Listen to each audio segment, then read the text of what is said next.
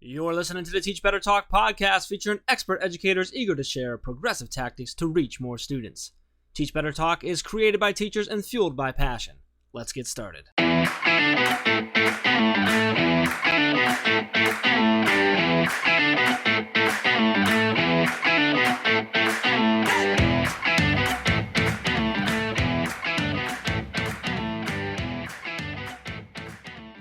Hey everyone, welcome to episode 273 of Teach Better Talk podcast. My name is Ray Heward. I am here with Jeff Gargis, and we have something huge happening in a few days that I could not even keep in my excitement. I don't know what to do, Jeff.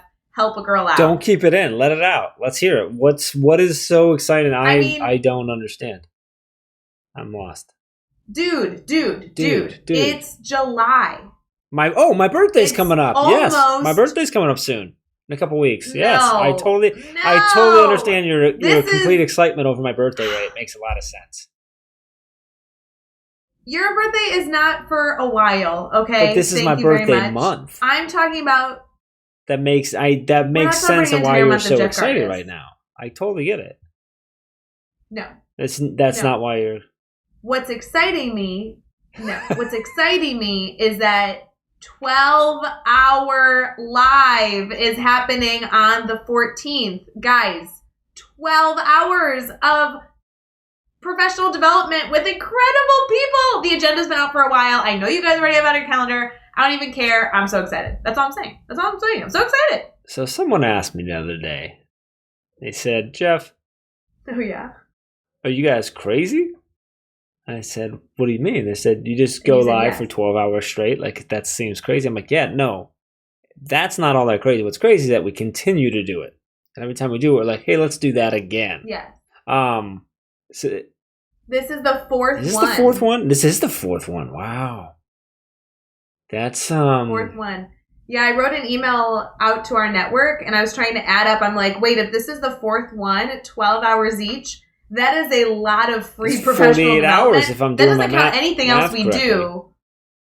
Right. I mean, it's crazy that we are doing this again, and we have even newer faces. Oh my God, I'm overjoyed. I'm so excited. Yeah, so that, of course, is on all of our social media. So it's over on a Facebook page, in the Facebook group, on Twitter, on Twitch, on YouTube. Everything's at Teach Better Team. Ray already mentioned that, the agenda is out, so teachbetter.com. Or just follow any of those accounts and you're going to see it, right? All the different segments we have going on. How many do we have total? Do you know this time around? Do you have that off the top of your head? You know what? I'm looking at the schedule right now because it's marked for 8 a.m. Eastern to 8 p.m. Eastern. So if I counted up the segments, I could tell you. I will tell you segments are either a half an hour or an hour long, depending on the topic.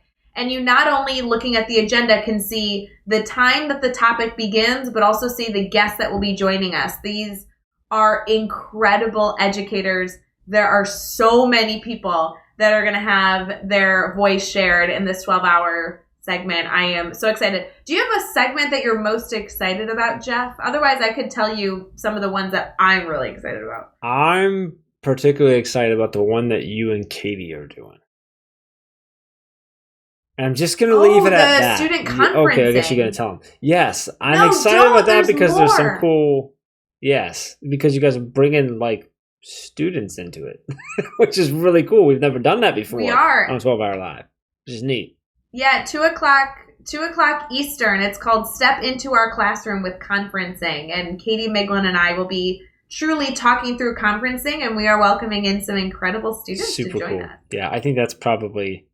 I'm not going to lie. I always enjoy kicking it off with you in the morning, and I love wrapping it up with everyone at the end when we're all exhausted and we get to reflect on all the awesomeness of it. But that's that one I'm particularly because it's all different stuff, different topic, different faces, but that one's it's the first time we've done that with the students, so that's super cool. So I'm excited about that. It's going to be good. Yeah, another one I'm really excited about is at 12 o'clock Eastern. It's called Grading with the Expert. Do you know who's in that segment, Jeff? Any idea? No. Is Chad on that? Do we consider Chad to be... Chad is in that. Do we consider Chad to be an expert? Is that a thing that we do now? Chad's an expert, but that's not the expert that we are referring to. Do you know who is joining us to talk about grading here at the 12-Hour Live? Do tell. Oh, come on. Okay, he's really well known. I think I own every book. I studied him throughout my entire educational career. Dave Schmittou? Mr. Wickramelli. No! Yeah, it's real. I cannot believe he's joining us. Yes, it's going to be so fun. That's super cool. Yep. Yeah, that's going to be a lot of fun. Yeah, that's going to be a some good time. other ones that are worth some other ones that are worth diving into is putting gaming into your tool belt with Michael Matera. We also have a grid method mailbag, so you guys are going to be able to continue to share your questions, and we'll be answering those live about Mastery Classroom. We have a What's Hot section. We're going to be talking all about things, hot topics going on in education, and then that's actually going to transition into our tough discussions conversation that I am thrilled that Dave Schmittou, John Billingsley, and Alexis Shepard are going to be talking through all the hard topics that are in schools right now, how we approach them, not only from a teacher's lens, but also an administrative lens. And then we have so many other topics that I haven't even mentioned, like the learning gaps focus. We have 2 times for massive announcements. Those big announcements will be happening at 11:30 a.m. Eastern and also at 4:30 p.m. Eastern. There is a full day. You guys definitely need the agenda. And we're going to be giving stuff away all day long, too. So, like, that's happening as well. So make sure you follow, make sure you're connected to the team at Teach Better Team on all the different social platforms because it's live everywhere on that. And hopefully you'll join us and know you have something else. The finger's going. I want to make sure that we mention we're doing giveaways different than we've ever done giveaways before. We have more giveaways than ever before, but we're also giving them away in a multitude of ways. So even if you're only joining like by popping into the 12-Hour Live, you could win that way by participating in the comments. We also will have a secretive way that we are not announcing until the day of. Really? But I suggest that you pop into 12-Hour Live to figure out what the special URL is for you to win the other giveaways. There's going to be some good details. That's fun. Yes. Awesome. Well, that's exciting. I'm pumped for that. So let's get in this episode because everyone's got to listen and then get some sleep so that they can stay with us for the full day and have the proper energy so that they can properly insert the correct number of green hearts into the comments throughout the day to make it the right kind of event. So we're jumping into this conversation with Howard Blumenthal, who is we had a good time talking about. He's done some really cool stuff. He's had a really cool career and done a lot of stuff. And we didn't jump too far into some of the stuff he's done because he's done a lot of stuff in the media world and TV and stuff. But we focus more on where he's at right now, where his passion is right now, and that is some ways that he thinks that education needs to change and some of the ways that he's been researching that and having all these conversations with students all over the world, which has been really, really cool. So it was really fun to hear his viewpoint on things and where he's looking at. And there's some questions he proposed and ideas that I think will really get everyone thinking and having conversations and stuff. So I'm excited to get into it. Ray, are we good? Can we just go? Yeah, she gives me a thumbs up. I'm good. Let's get into episode 273 with Howard Blumenthal. Hey, what's up, Teach Better family? It's Jeff. I want to ask you a quick question. Are you an edupreneur that has a side hustle, looking to make it a full-time hustle? Are you an edupreneur that wants to start or grow a side hustle, but with no plans to ever leave your school? Are you an edupreneur with big plans, audacious goals, and a change-the-world vision? Are you an edupreneur with a thriving business that you just want to take to the next level? If any of these sound like you should be into this Edupreneur Mastermind that we are launching. So July 19th, we are launching Edupreneur Mastermind. This is going to be a weekly meetup, 60-minute meetup on Zoom, but also includes a Voxer group and a private Facebook group for continuing conversations, continuing communication, continuing connection to this group. This is going to become a family of yours, a support group where you can come to for support, for feedback, for accountability, and for problem solving. We're going to focus on your individual personalized journey to help you grow something special. Head over to teachbetter.com/edupreneur. Get signed up now. Space is limited and the price is going to go up in the future. So don't waste any time. Get over to teachbetter.com/edupreneur. I'll see you there.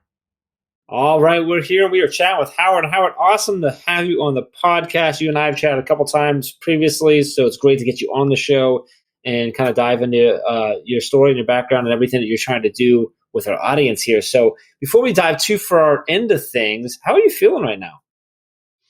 I'm feeling pretty optimistic, and I'm having a ball because I'm meeting all these new people in what for me is a new land. So it's been terrific.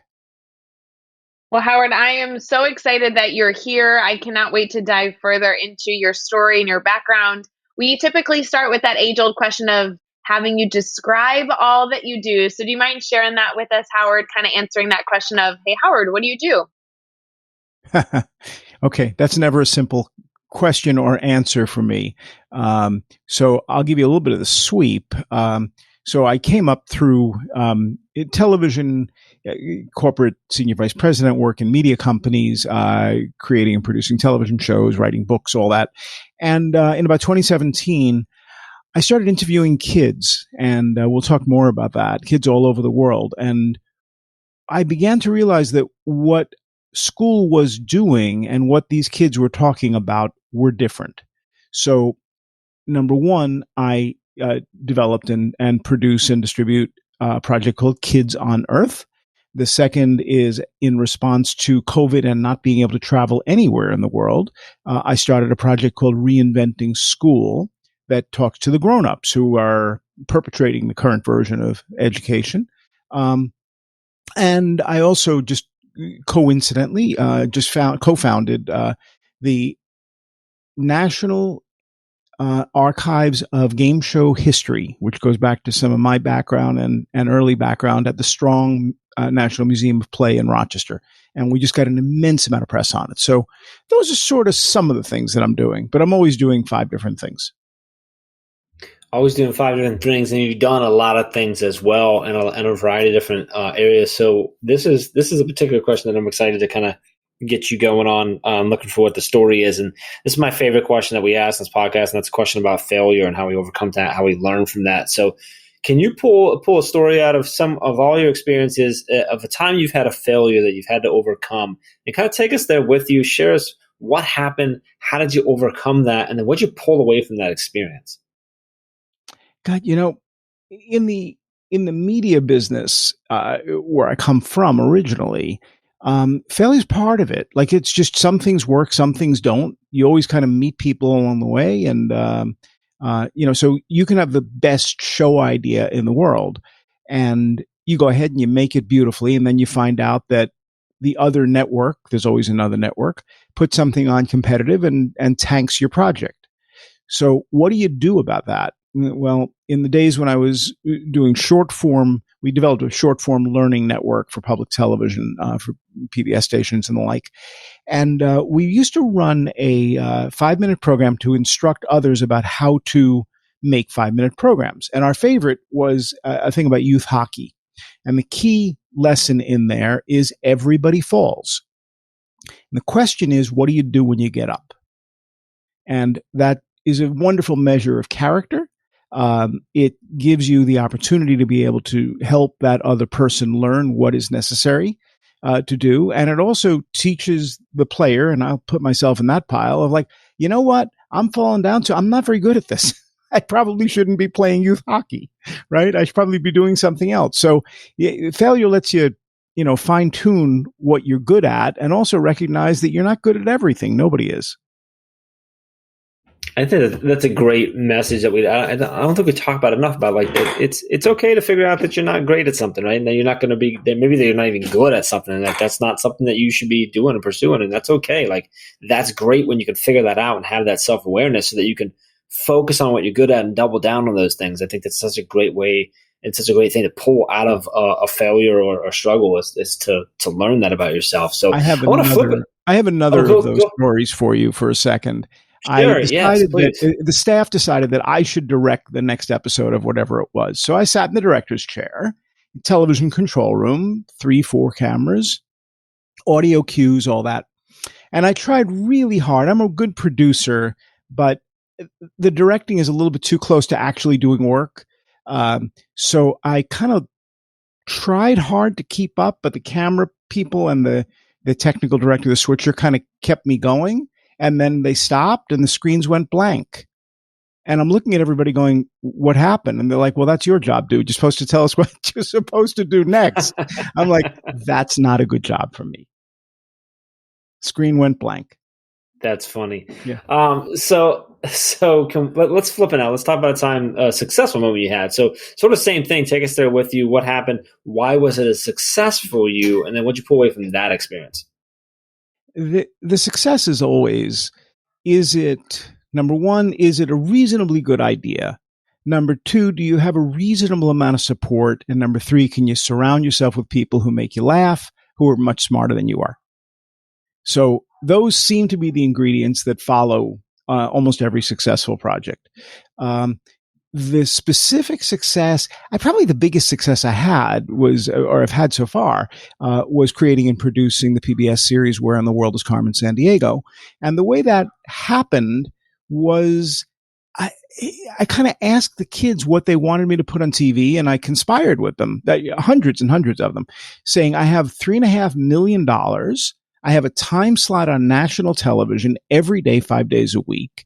And I want to do things that you would find interesting, that you'd actually want to watch. So what do you want to do? And we just started from scratch. It has to be funny. You have to have cartoon characters. You have to have music. You have to have this. And I'm just making a list of the things they wanted. And then I would keep pushing the staff towards, no, this is what the kids said they wanted. We have to do what the kids said they wanted. And we did, and they loved it. So to me, this isn't that complicated. Make sure that you know your audience and make sure that you listen to them. We don't do that well at school at all. Well, it's so funny you mentioned that. I was right as you were finishing that last sentence. I'm like, oh, we don't do that well enough. And you're like, hey, we don't do that well enough. It's so true. And it's not only in school, but in life, we just need to constantly be listening. So I think that's so important, Howard.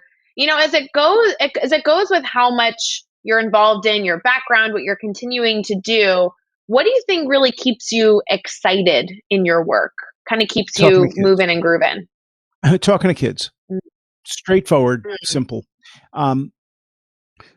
It's odd to now be one of the older people in the room, but to know more about the 10-year-olds than the people who should, right? And the reason is because I ask them questions. I mean, I'll just sit down for, an hour and say, so what do you think about, fill in the blank? And I'll get a very good explanation about why we should or shouldn't colonize Mars or even go there. Whether we should be thinking about robotics as a replacement for work, as an enhancement to work. What does the workplace look like in the future? And, you learn a lot by talking to an 11-year-old. You learn even more by talking to 20 or 30 11-year-olds in different countries. And the picture that I get from them registers far more precisely with what I believe the future is than anything that I'm sensing within the world of education, school, and the like. So I think we have to bridge that gap. It's a mighty gap. And if we don't do it, we get into serious, serious trouble. So what's your one piece of advice for teachers? I mean, it might be related to that, or it could be related to anything you've touched on or care to touch on in this podcast episode. But if you had to identify kind of that one piece of advice that you would want every educator to consider, what would that be? All right. Well, educators includes more than teachers. So let me focus on teachers initially, and then we can widen it. It's not going to be the curriculum that your students will remember. It will be you that they remember, and the activities and their trust in you and your trust in them. So in many ways, the curriculum is an invitation to do very ordinary things in very ordinary ways. And it's just not the way people learn. It's certainly not the way 21st century kids learn because they have a lot of options. This needs to change. And it can't, unfortunately, begin with the teacher because the teacher is bound by rules. So if we widen that scope, who is an educator? And unfortunately, you can't really change it at the principal level. You can't really change it at the district level. You can't really change it at the state commissioner level. So nobody takes responsibility for the change. And that points me back towards, hey, kids, you're on your own. So use that internet, use every available resource, rely on the teachers and try to free the teachers from the ridiculous system that they're now stuck in. Was that too radical for this podcast? No, it was good. It was, I was taking a minute, and if I can be completely transparent, I started to speak without hitting unmute. But I wanted to ask a question. You mentioned a few times about all these conversations that you're having with kids.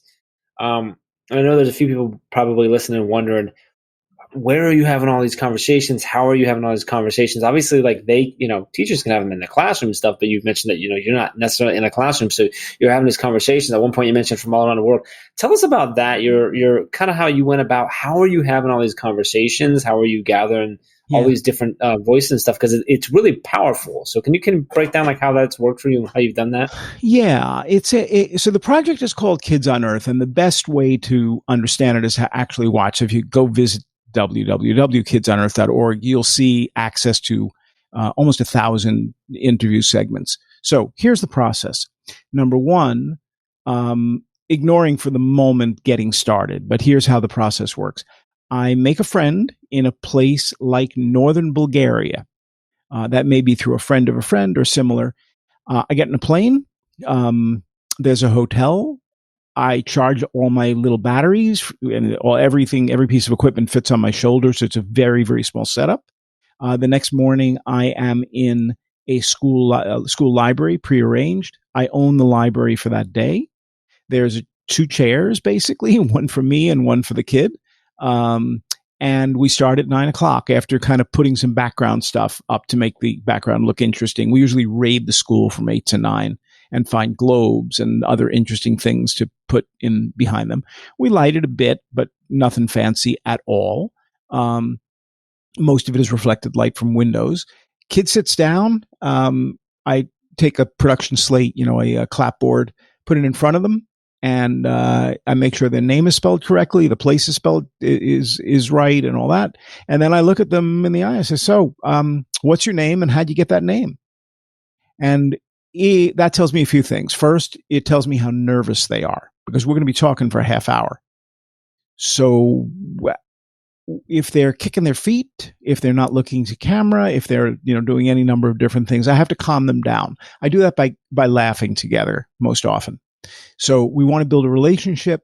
We want to trust one another. We don't have a lot of time, but we want to have some fun together, because if it's not fun, the kid is going to have absolutely no interest in doing this. So Howard, I hope you can dive. I'm wondering if you can dive a little bit into these conversations. You talk about all these different conversations you have with students all over the world. I'd love to hear, and you kind of talked about like a common theme of this disconnect, but I wonder if you can get more specific into like the common themes that you pulled from all these different conversations with students from all over the place. What was the most common theme that you pulled out from those conversations? All right. So this is a project called Kids on Earth. And the easiest way to understand it is to actually go to www.kidsonearth.org, and you'll see almost 1,000 individual interviews. So I go in really just asking the kid, what is your name? Kids 9 to 14 roughly. And where does the name come from? And that tells me a lot, because it tells me whether or not there's an emphasis within the community on the kids understanding their own identity. They understand where they come from. They know why they're called what they're called. That's a really important indicator. It tells me that the school cares about the community and the community is connected to the school. First step. Second step, are the kids connected to any form of practical reality? I would like to be an astronaut. Okay, do you know what's involved in that? Yeah, I do. So I'm in India, and there's this organization called ISRO, and we launch, and we're actually working on interplanetary travel, and here's the path, and I need to go to this college. I'm like, great.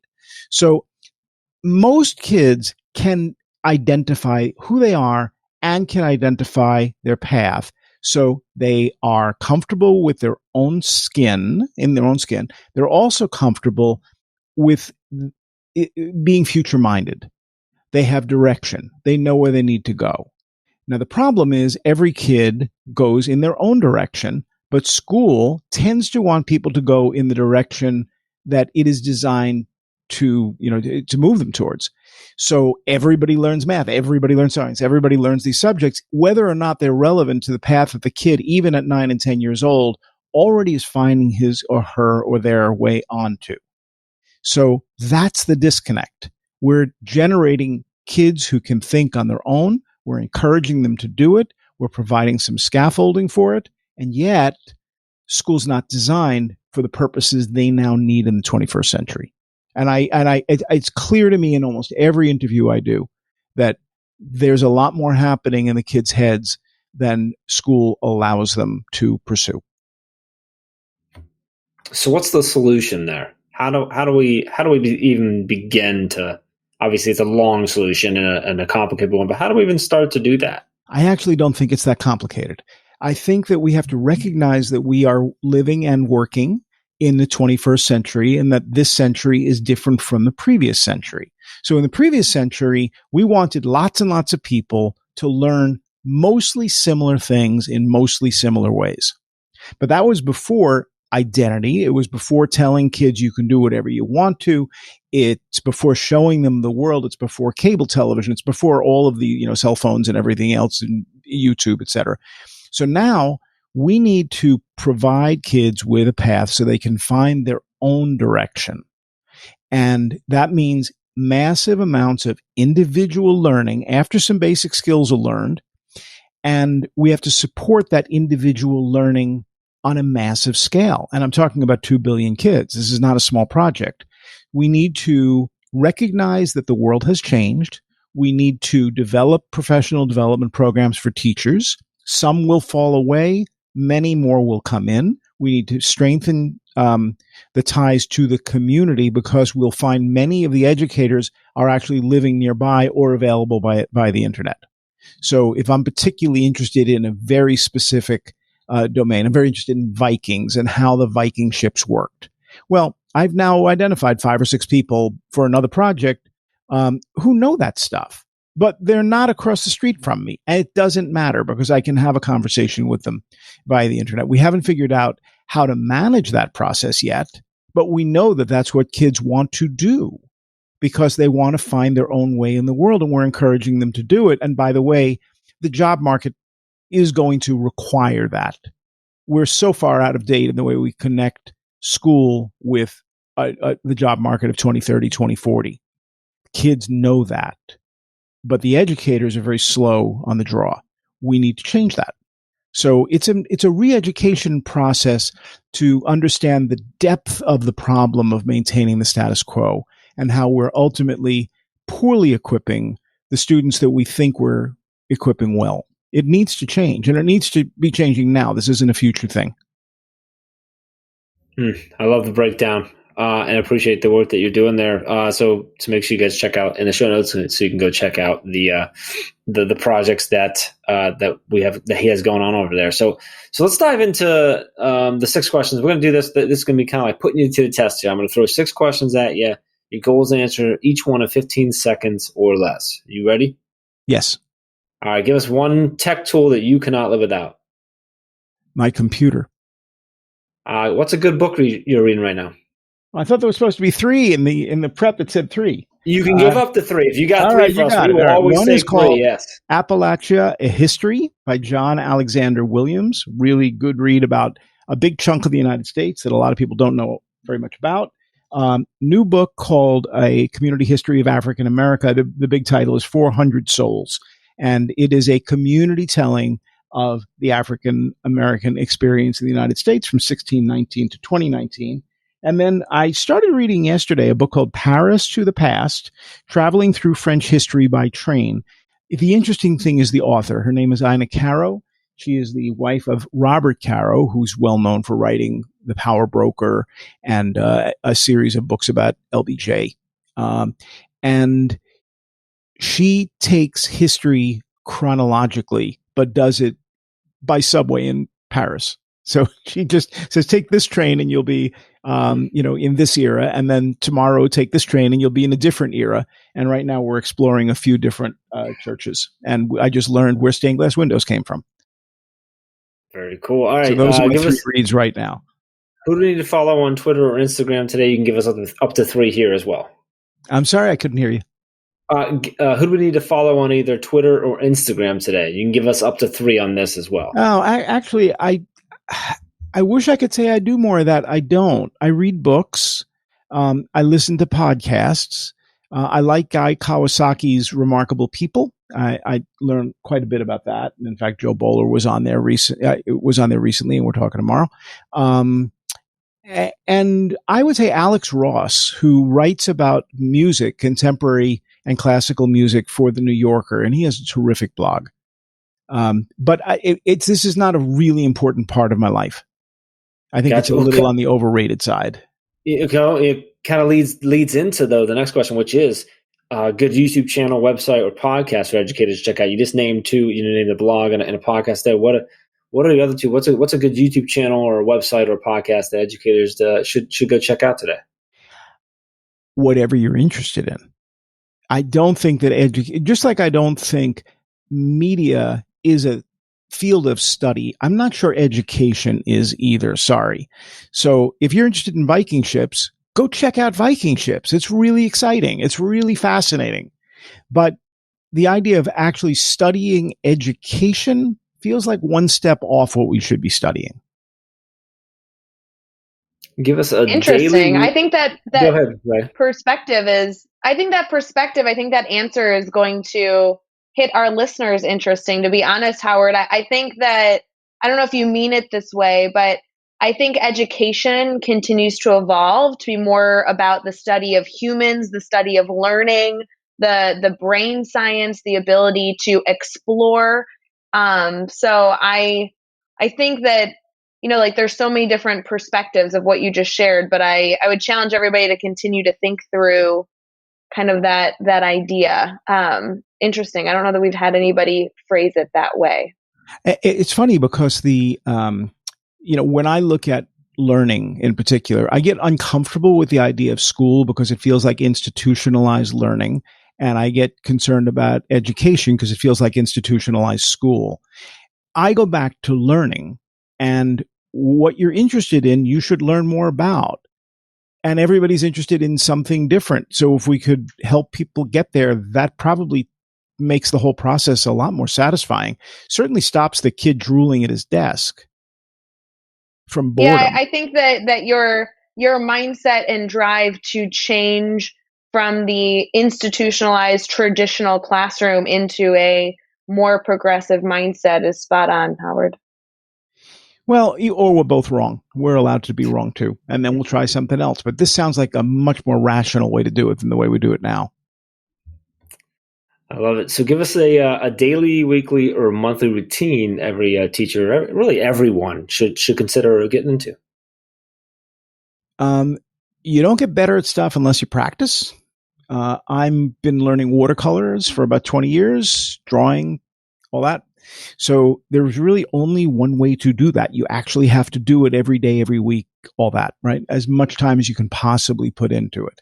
So what's the daily routine? Find the one thing that you really care about and spend as much time as possible. And that is the majority of your time on that subject every day. Start out in the morning and try to figure out what matters. And also try to figure out what doesn't, and then try to spend as little time as possible dealing with what doesn't. We spend a lot of time dealing with stuff that doesn't matter to me, but it seems to matter to somebody else. It doesn't really help me.